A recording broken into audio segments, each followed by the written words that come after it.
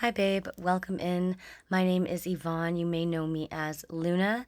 And today we are talking about why your ex is your ex.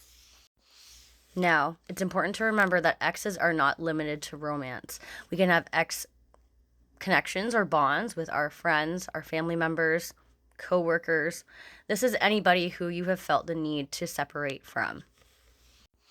I'm going to be really brutally honest here and ask you a couple of questions. We're going to do some reality checks, and hopefully, it will help you refrain from wanting to go back if that has been something that has been reeling on your mind. So, first of all, do you really miss them? Or do you just miss not being alone? I know, that one sucks. My second point, be really honest with yourself. Would you throw up and then eat it again? No, absolutely not. Blech, literally. So why would you go back to something that already made you feel emotionally sick? The underlying reality is that you may not miss them at all. Maybe you just miss the ways that they made you feel, the attention that they gave you, the habit of the connection, the comfort that it brought you, and the idea of what you thought that it could potentially be.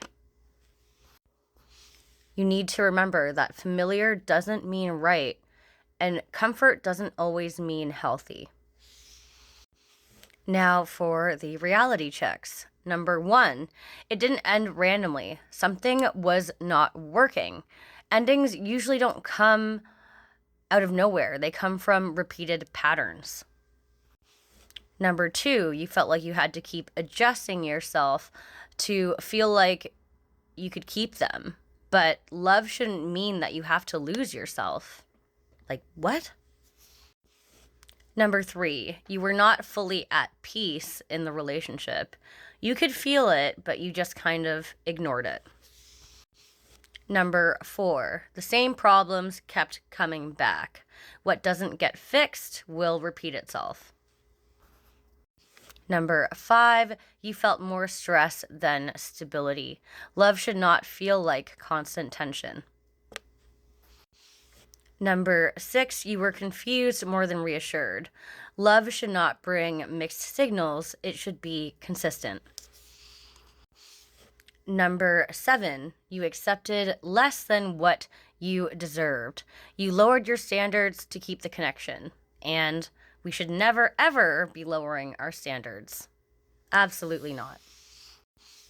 Number eight, your needs were not fully met, and you knew it. Again, resistance. Number nine, even though you knew your needs were not being fully met, you had so much hope that they would change.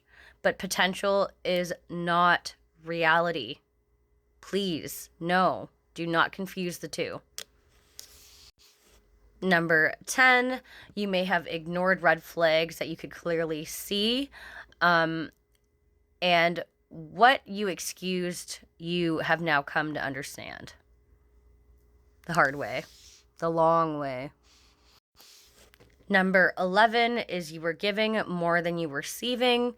One-sided effort is not sustainable, and reciprocity, is needed in a healthy relationship, no matter what you coin it as.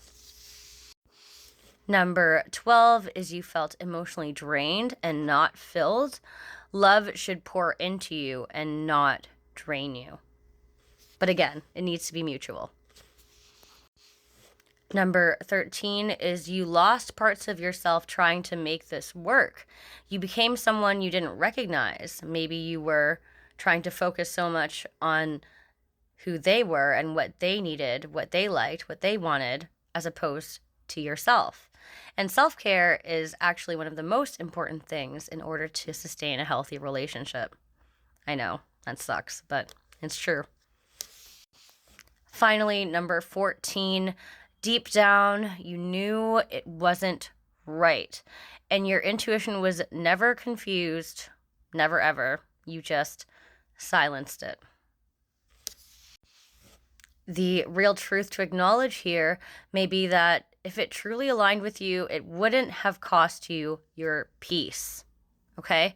And also, not every connection is meant to last. Some are meant to teach us incredibly important lessons.